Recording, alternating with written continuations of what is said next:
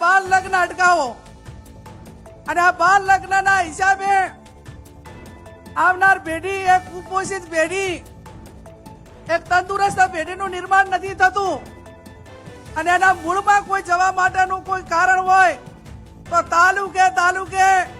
ઠાકોર સમાજની દીકરીઓને ભણાવવા માટેની હોસ્ટેલોનું નિર્માણ થાય અને આજ સમાજ સંકલ્પ કરે